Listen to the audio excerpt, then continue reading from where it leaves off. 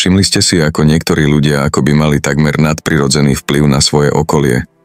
Bez toho, aby povedali jediné slovo, nekričia, nežobrú o pozornosť, neprosíkajú. Jednoducho sa stiahnu. A zrazu sa všetko zmení. Energia sa zmení. Atmosféra sa zmení. Ľudia začnú spochybňovať, naháňať, cítiť. Teraz si predstavte, že by ste robili to isté. Keby ste namiesto impulzívnej reakcie zvolili ticho. Keby ste namiesto okamžitej reakcie zvolili pozorovanie. A čo keby ste namiesto toho, aby ste boli vždy k dispozícii pre všetkých, sa vedome stiahli? Čo by sa stalo? V tom je podstata. Keď prestanete byť vždy dostupní, emocionálne, fyzicky, psychologicky, svet okolo vás sa dostáva do krízy. Pretože svet je zvyknutý kontrolovať vás prostredníctvom vašich reakcií. Manipulovať s vami cez vašu predvídateľnosť. Používať vaše impulzy ako páku. Ale v deň, keď si zvolíte stiahnutie namiesto výbuchu, ticho namiesto okamžitej odpovede, hra sa zmení, figurky sa premiešajú a tí, ktorí si mysleli, že vás poznajú, si zrazu uvedomia, že o vás nevedia absolútne nič.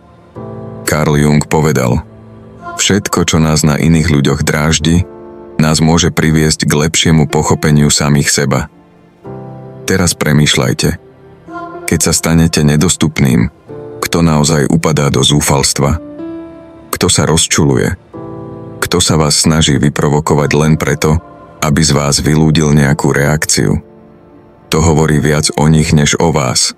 A ešte viac, odhaľuje, nakoľko ste stále manipulovaní bez toho, aby ste si to uvedomovali.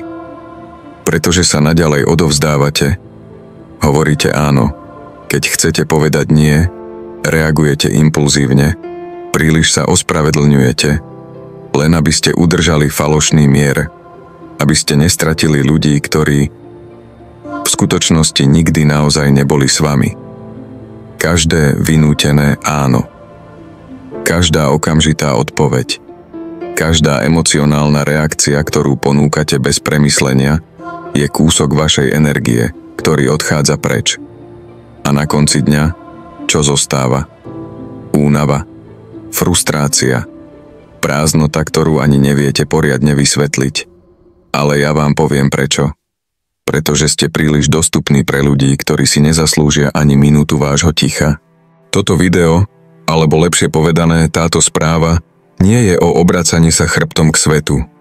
Je o tom, že si konečne vyberiete seba. Je o začiatku procesu, ktorý Jung nazval individuácia. Cesta k tomu, aby ste sa stali celistvými, autentickými, úplnými. A tento proces sa začína v momente, keď pochopíte, že ticho môže byť mocnejšie než 1000 argumentov. Že odstup, keď vychádza z vedomia a nie z úteku, je prejavom sily. Tak sa vás teraz pýtam, pozerajúc priamo do vašich očí, aj keď len čítate tieto slová. Dokedy budete naďalej kontrolovaní emóciami iných? Dokedy budete konať ako bábka za každým, keď niekto zasiahne vašu ranu? Možno nastal čas pretrhnúť tieto neviditeľné putá, stiahnuť sa, stať sa tajomstvom, pretože keď prestanete byť vždy dostupní, všetko okolo vás sa začne meniť. Od malička vás učili byť prítomní, rýchlo odpovedať, uspokojovať, usmievať sa, aj keď ste nechceli. Hovorili vám, že vaša hodnota spočíva v tom, ako ste dostupní pre ostatných. Ale tu je pravda, ktorú vám možno nikto nemal odvahu povedať. Táto nadmerná dostupnosť nie je cnosť. Je to väzenie. Kým budete veriť, že musíte byť vždy dostupní, emocionálne, fyzicky, digitálne, budete manipulovaní, vyčerpávaní a zabudnutí, len čo prestanete byť užitoční. Viete prečo? Pretože to, čo je predvídateľné, sa stáva nástrojom. Keď ste vždy tam, vždy pripravení, vždy ochotní, ľudia vás prestávajú vnímať ako ľudskú bytosť. A začínajú vás vnímať ako emocionálne tlačidlo. Tlačidlo, ktoré stláčajú, keď potrebujú potvrdenie, spoločnosť, pohodlie, rozptýlenie. A potom Vrátia vás späť na poličku. Lenže vy si to neuvedomujete. Pretože ste uväznení v ilúzii, že keď budete prítomní pre všetkých, jedného dňa bude niekto prítomný pre vás. Ale takto to nefunguje. Jung hovoril o persone, tej maske, ktorú nosíme, aby sme boli prijatí, milovaní, uznaní. Je to táto maska, ktorá vás udržiava nadmerne dostupnými. To ona vás núti hovoriť, všetko je v poriadku, keď sa dusíte. Núti vás odpovedať na správy, keď ste vyčerpaní. Núti vás ospravedlňovať sa, vysvetľovať, brániť sa, ako keby ste svetu niečo dlhovali. Ale pravda? Čím viac sa staviate do centra javiska iných, tým viac miznete z vlastného. Byť neustále k dispozícii je jemná forma sebazanedbanenia.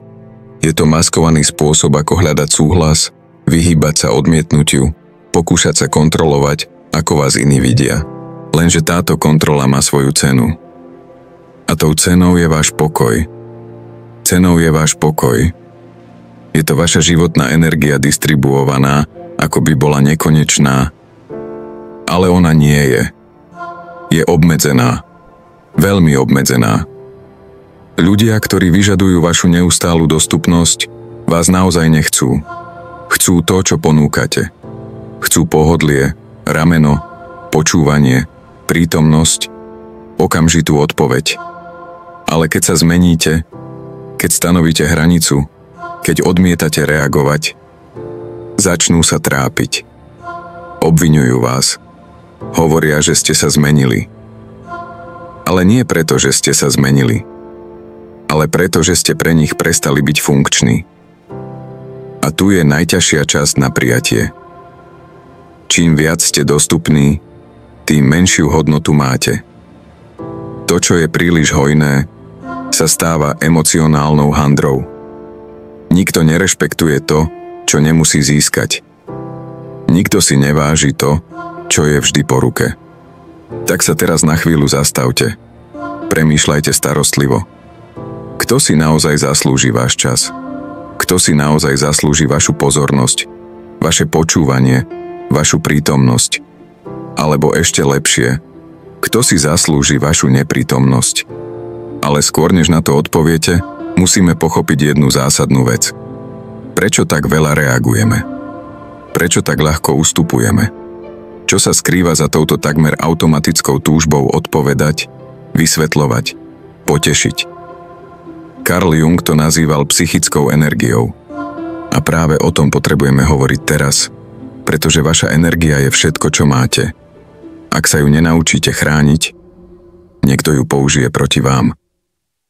Jung nevnímal ľudskú psychiku ako stroj, ktorý len reaguje na vonkajšie podnety.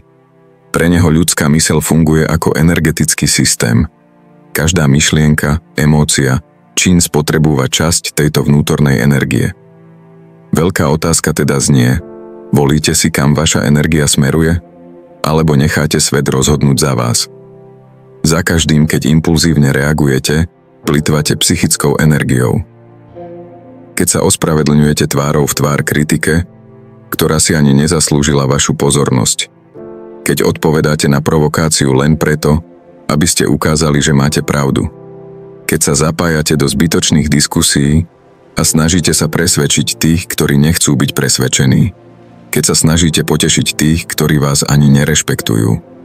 Míňate svoju vnútornú silu na to, čo vás neživí. A Jung bol jasný. To, čomu odporujete, pretrváva. Čím viac reagujete, tým viac ste pripútaní. Tým viac sa vyčerpávate. Tým viac sa odpájate od seba samých. Ľudia, ktorí žijú emocionálne vyčerpaní, nie sú slabí. Len sú zle nasmerovaní. A viete, čo sa stane s niekým, kto žije vyčerpané?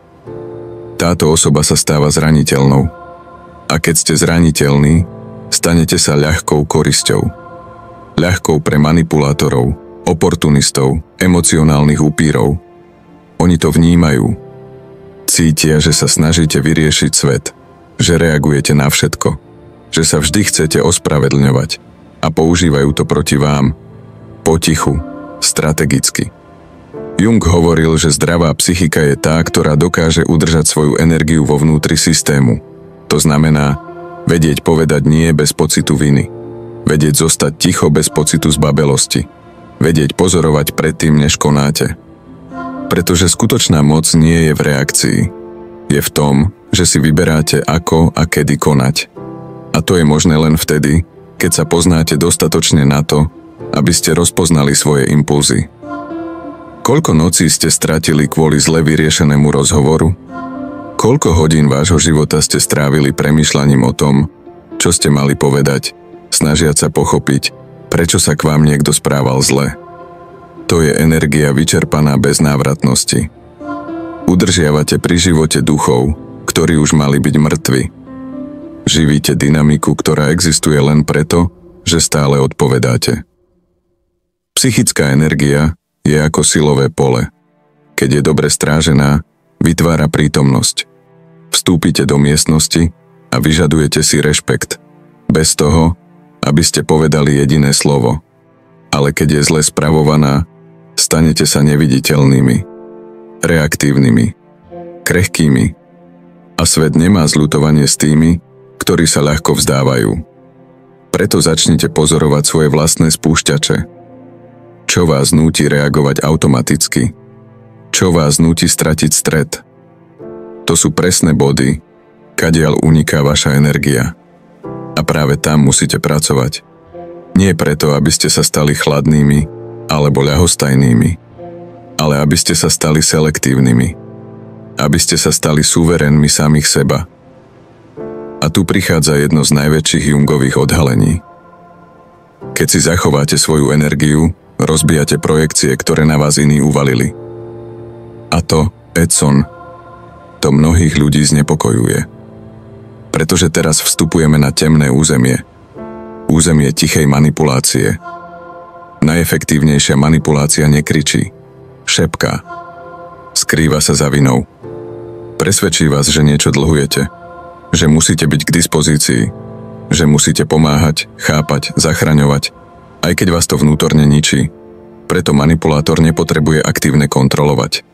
Stačí, že reagujete stále rovnako. Kým reagujete, on velí.